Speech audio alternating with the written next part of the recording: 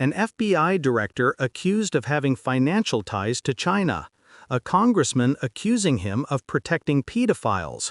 What started as a national security hearing turned into a political brawl that says a lot about how divided Washington has become, and how far some lawmakers will go to score a headline. Let's break down what really happened and what it tells us about the state of American oversight. Georgia is recognized for 5 minutes. Thank you, Mr. Chairman. Director Patel, thank you for being here today. I want to first talk about the significant role that the FBI plays in combating the national security threats posed by our nation's greatest threat, our nation's greatest security threat, China and the Chinese Communist Party. It's a fact that China is America's most significant national security threat, isn't that correct? I would say so, sir. And you would agree with me that China wants to dominate the United States of America? I think that's largely their plan. And they want to dominate the world, both militarily and economically, isn't that correct? I think so. And sir, you've been FBI director for the last, 8 months? 7 months, yes. 7 months, and during that time, have you held any stock in any companies founded in China? I don't believe so. Well, you do own stock in a company known as Elite Depot, don't you? Which one, sorry? Elite Depot. You own stock. I think that's, I'll have to get back to you. I think it's a law firm and it's a company out of Singapore.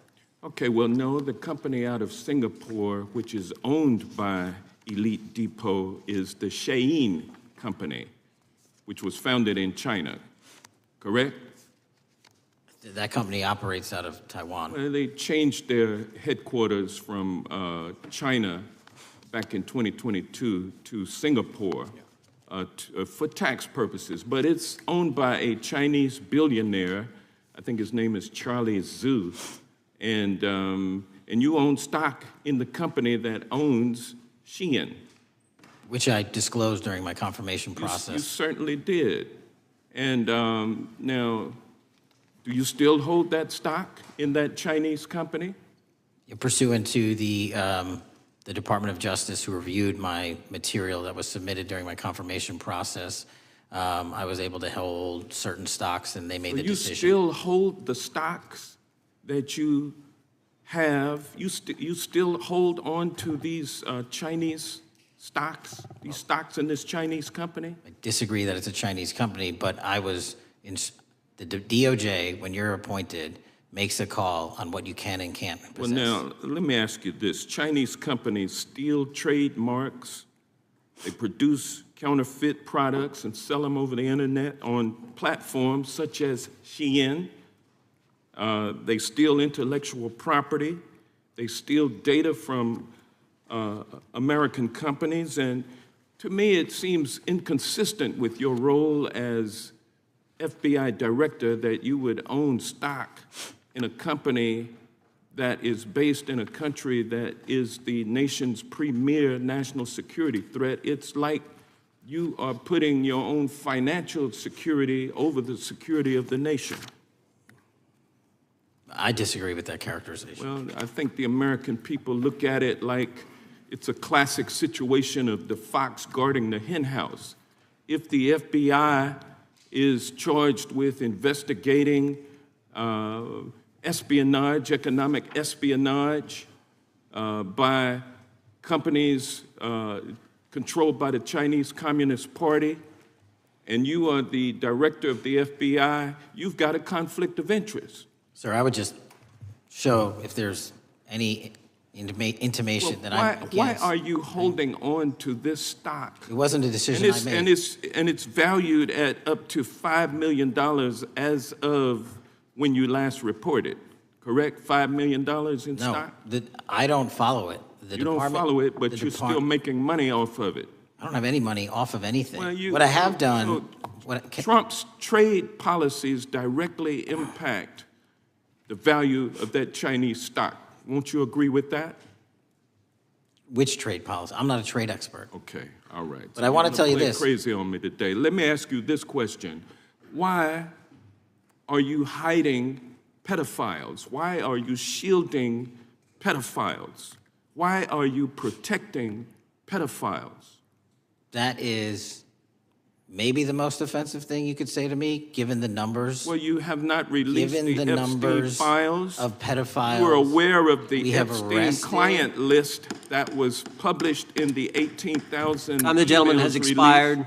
The gentleman yields Can I just- back. Can you answer the Can question? I just respond? Of course, the gentleman can answer the question. Since I took over the FBI, there has been a 33% increase. Sir, all of that started under Christopher Your Wray. time is done, but No, the- it didn't. the witness gets All to of answer that the started question, under and the then we'll go to our previous, next. 33. FBI director, sir, and you're coming in here trying to take credit for something that a previous director Gentlemen, instituted and largely brought to conclusion. I take I no think it's credit. pretty clear It's that offensive. the director It's offensive. has numbers are so incorrect much also. better than the previous director. It's Dr. Patel, if you want to I take- answer the question. I take no credit. The men and women of the FBI have seen a 33% increase in the number of counterintelligence arrests out of the PRC. So all of a sudden, with And you the- coming in 7 months ago, and, Gentlemen, his time has Heaven on earth. expired. and on sir, the pedophile American public not going to accusation, go for that. we have arrested 1,500 child predators in the last 7 months. Under That's more investigations than initiated by anybody the prior Appreciate the directorship. director's good work, and we really appreciate that the time the gentleman has expired. We now This was a tense and uncomfortable moment on Capitol Hill. Representative Johnson was pressing FBI Director Patel about one of the most politically and emotionally loaded issues in Washington right now: China's influence on American security, business, and even its top officials. The exchange began as a straightforward inquiry into China being a national security threat, something both Republicans and Democrats have publicly acknowledged. But it quickly turned into an attack on Patel's personal finances, raising questions about whether a top U.S. law enforcement official should own stock linked to companies with Chinese origins or Chinese billionaires. This isn't just about one man's investments. It's a window into a much larger debate over conflicts of interest at the highest levels of government. Can you really enforce laws against foreign espionage and economic theft if you're also profiting from companies accused of those same practices? That's why Johnson framed Patel as the fox guarding the henhouse. Whether that characterization is fair or not, it's designed to resonate with voters who already feel there's one set of rules for the powerful and another for everyone else. Then, in a stunning pivot, Johnson accused Patel of protecting pedophiles, an inflammatory charge that breaks from the main line of questioning. This is a tactic we're seeing more frequently in congressional hearings. Throw in a shocking accusation to rattle the witness and change the narrative.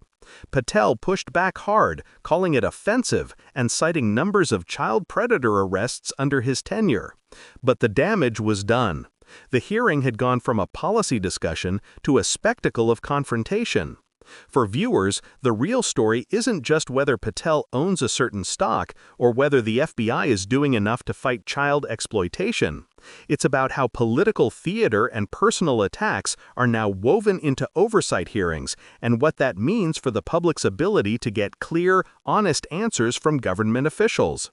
This exchange also highlights a deeper issue: how we handle the gray area of financial ties to foreign businesses at a time when the U.S. and China are in open economic and technological rivalry.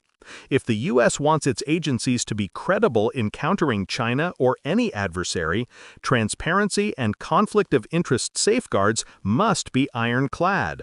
Otherwise, these hearings will continue to devolve into shouting matches that generate more heat than light. And that's where you, the viewers, come in.